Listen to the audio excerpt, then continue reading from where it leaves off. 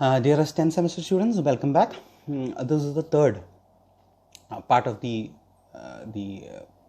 video on guidelines. This is the last part, and since this is the last part, it deals with the project report as such. In the previous two videos, I was primarily talking about initially the importance of the project. The first video covered the importance of the something called a project, the significance of something called a project, the purpose of a project, how serious it is. What is it that you're supposed to do, what is it that you're not supposed to do, those things, certain do's and don'ts, as also selection of a topic for a project. The second video essentially focused on synopsis, writing the synopsis, the do's and don'ts regarding the synopsis, the rules regarding the drafting of a synopsis, submission of a synopsis, getting it approved, the contents of a synopsis. All those things were mentioned in the second video. And the third video, the final video, would be focusing on the last part of it, which is writing the project report, which is to be submitted. So the project report or the written project that you would be submitting requires some preliminary work to be undertaken. Even after the synopsis is approved, that's basically where the major chunk of your work begins. So which means you will have to go through literature, you will have to go through case law, you will have to go through articles, you will have to go through statutes or policy, whatever form they be in. They could be primary sources, they could be secondary sources, but whatever be that, you are supposed to go through all these things. And then it is on the basis of this that you would be drafting the report or writing the final report. So this report ideally has three parts, three sections.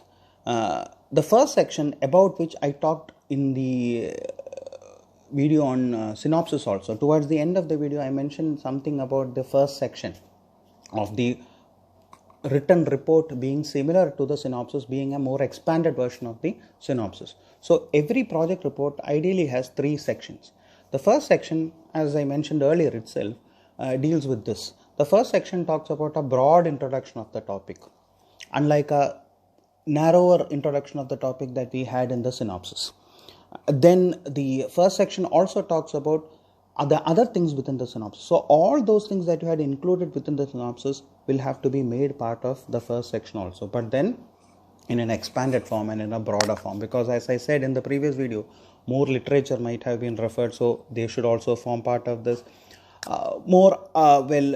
Other materials may have also been researched into, so which basically means that the objective also, you may have identified an additional objective or a relevance that may also be a part of the project report that you submit at a later point of time. So an expanded version of the synopsis is essentially what the first section of the written submission looks like, the written project looks like. The second section is the backbone of this particular written report. That is where all the substantive matters come. That is the historical evolution of the topic that you have taken. Then all the analysis that you have made. Analysis may be on the basis of going through case law, maybe on the basis of going through statutes, maybe on the basis of going through certain policy, maybe on the basis of going through articles or journals, or maybe other online data sources. Whatever be that, all the substantive aspects plus all those analytical aspects. When you analyze these provisions, when you analyze these case law, what is it that you have found? What is it that has caught your attention?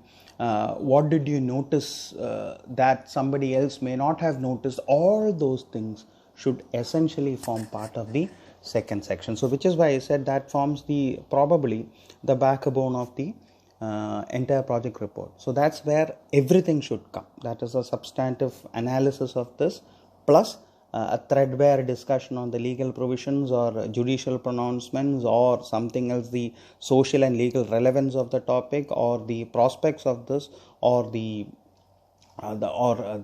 existing deficiencies in something. All those things can be analyzed there in the second section, and that's essentially what you would be dealing in the second section. So you'd basically be analyzing all these things, identifying the deficiencies, if any. Those things would be done within the second section.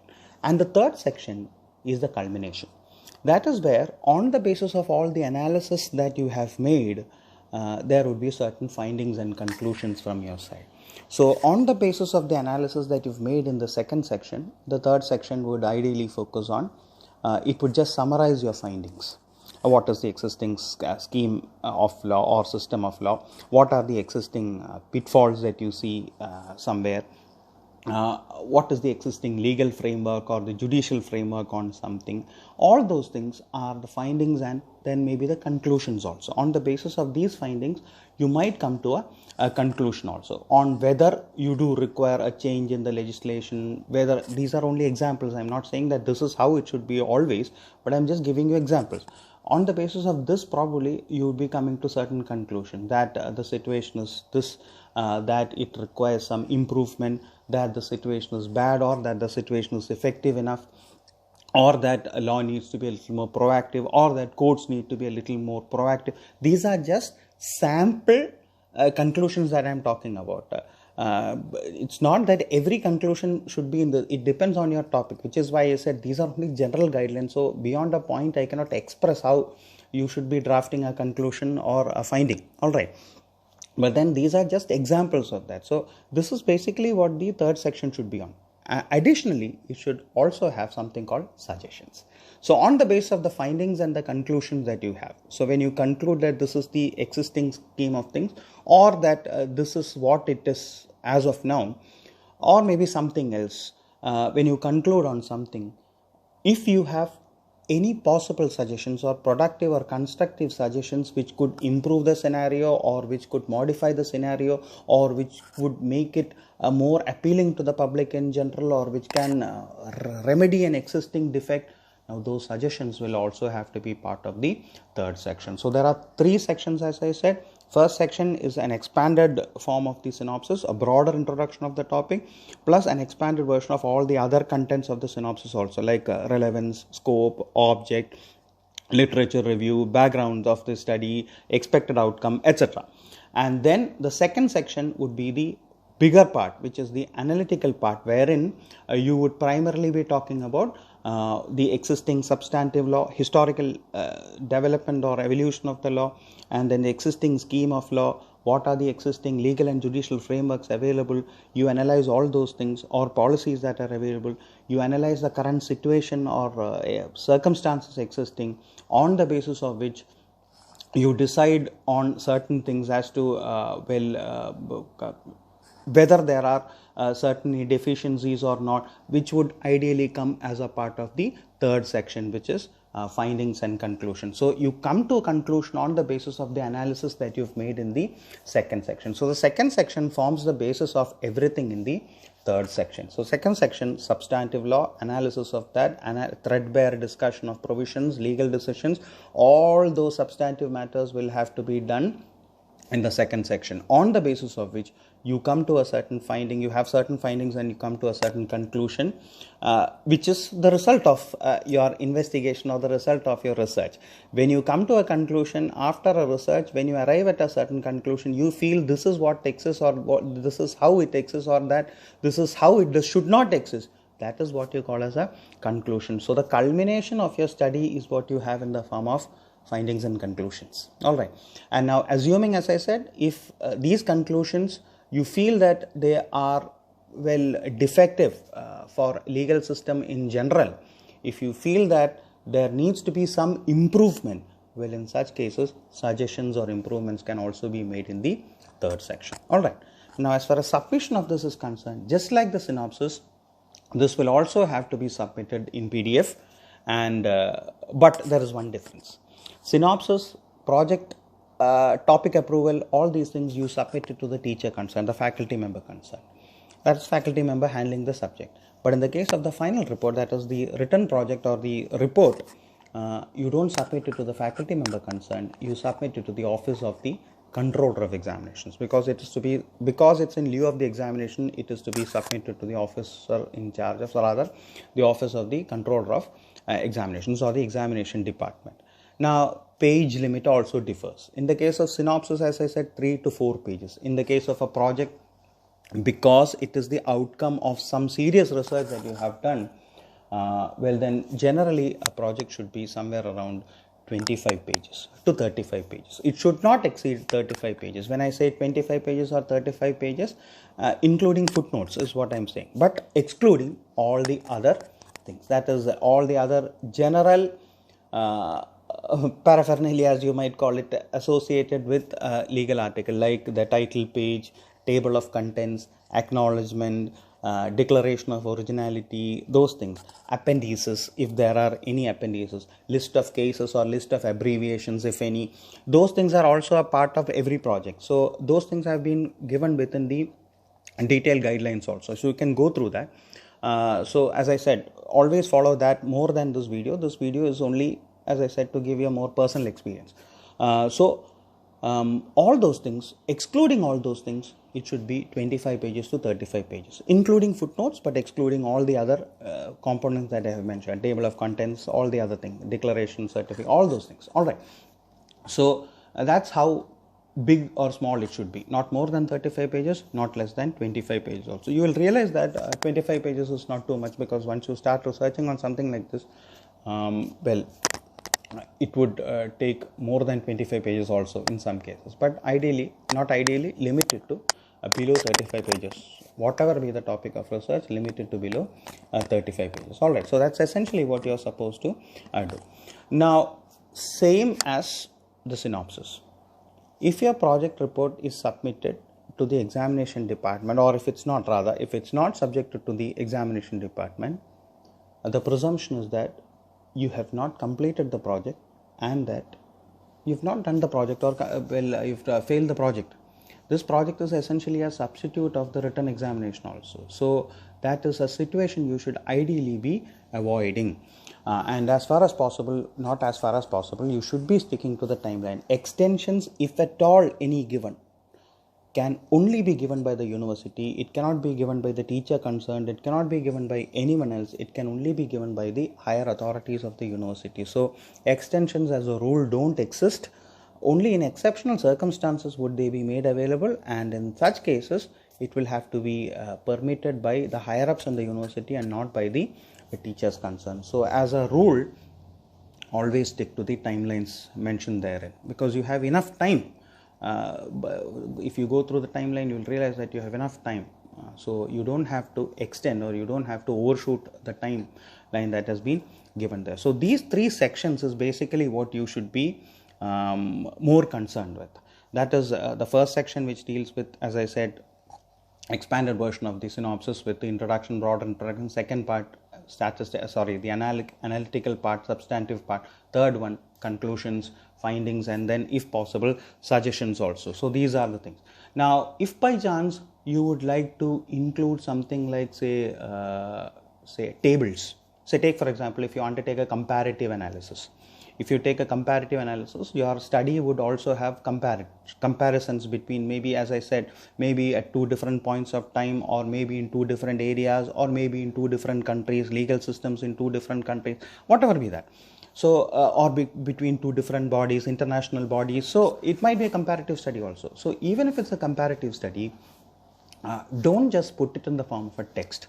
Ideally, it should be in the form of a table, wherein you compare one with another. On one side you have one, on the other side, or maybe not on the other side, if you are comparing different, maybe more than two systems of law, maybe in such cases, make it in a tabular form, wherein it would be easier for the person to find out as to what the comparisons are, or what the dissimilarities between these different systems of law are. So you should ideally be using, not ideally, you should be using tables and charts in such cases where you make a comparative study. Not just the text, but then also in a tabular form also, those comparisons and those differences should be detailed out there. All right. So this is essentially what you have to do there. So in addition to this, you can always use diagrammatic representations if you want.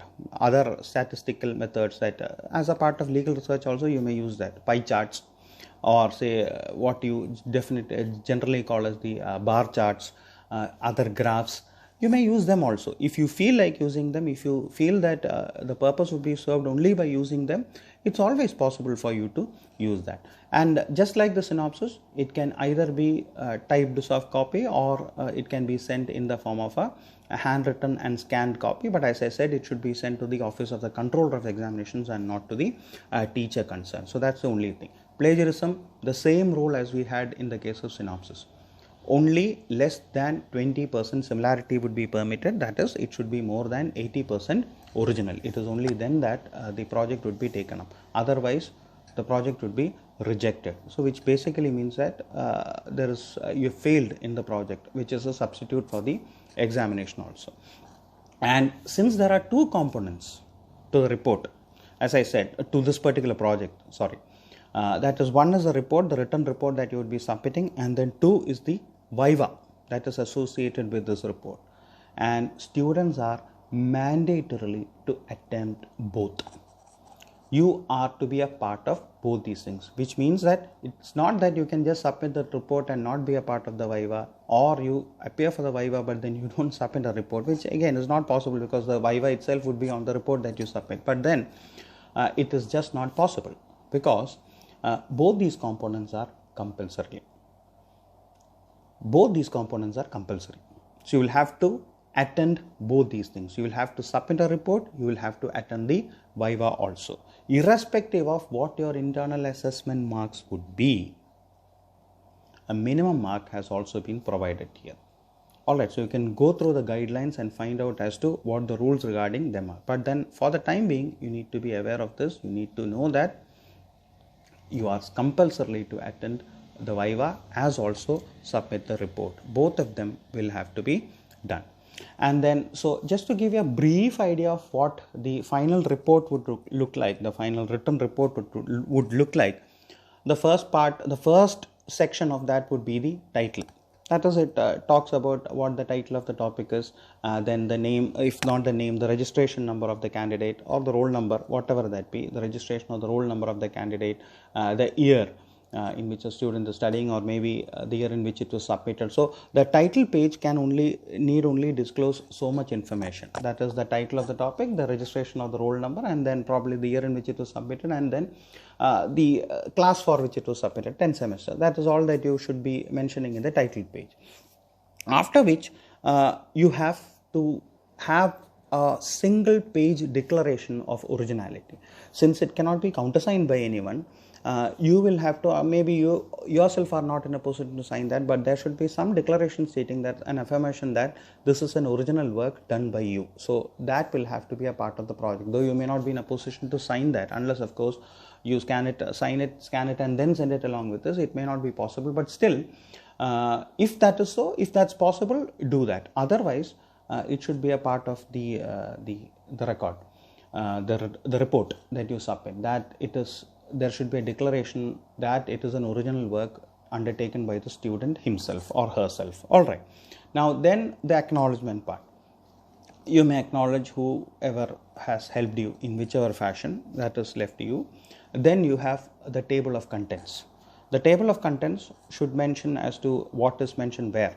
So when you have 3 sections within the report, what is mentioned there, even within the table of say contents, you can have different subsections also, or different subheadings also. So what is found in which page, all those things you can mention within the table of contents. What is found there, all those things can be there. With the page numbers, you can mention the table of contents also. Then list of abbreviations, if any, you may mention that. List of cases, if any, you may mention that also. It all depends on the topic that you're taking. So a list of cases, if any, that. Then a list of tables, diagrams, etc. As we said, if there are representational pie charts or bar charts or anything of that sort being used here, well, in such cases, a list of those can be given also. Then comes the 3 sections that I mentioned. The first section, the second section, and the third section, about which I've talked at length. And then finally, you have the bibliography also. So additionally to the literature review and all those things that you have there, there should be references or bibliography at the end also. That is, the bibliography may talk about the books that you have referred to, all those things would be there. But then many of them are a part of the literature review of mentioned in the first section, but still the bibliography may mention any additional texts that you may have referred, authorities that you may have referred to also. So that's what the bibliography is. And finally, if you have any appendices, assuming you want a legislation to be a part of this, or a case law to be a part of this, or something else to be a part of this, those appendices can follow the bibliography part also. So this is the order in which you are supposed to have the final report. title, it begins with the title. Second page would be a declaration of originality. The third page would be an acknowledgement. The fourth page would be a table of contents wherein the page numbers, all those things would be given. Then you have all the other things, list of abbreviations, if any, can be given, list of case law or cases, you can give that. Then you may probably have a list of tables or other representational tools also, diagrams, all those things can be given. Then you have first section, second section, third section, which we have talked about earlier also. Then you can have bibliography, and finally if there are any appendices, those appendices can also be a part of this report. So that's essentially how a report, the report should be. And this, as far as this writing of this report is, there are certain basic formatting rules given within the guidelines. You may go through that formatting guidelines, but then the most important ones are that double spacing can be followed. Well, throughout this, double spacing can be followed. That is, throughout the text of the report, double spacing can be followed. 1 inch margin on all sides, that is compulsory, Times New Roman 12 font size. So that is also most important. So these are very, very, very important things. These are the more important things. One is that it should be in Times New Roman 12 font size. Then the fact that but the footnotes can be in 10 font size, but the text can be in 12 font size and the footnotes can be in 10 font size. Then 1 inch margin on all four sides mandatorily to be done. And the third one is that double spacing to be followed throughout the report. Irrespective of where it is, it would be double spacing. So headings, subheadings, all those things are to be compulsorily given. It cannot be that it's just one chunk or one block of written material that you have there. No, you need to divide them into paragraphs, headings, all those things will be there.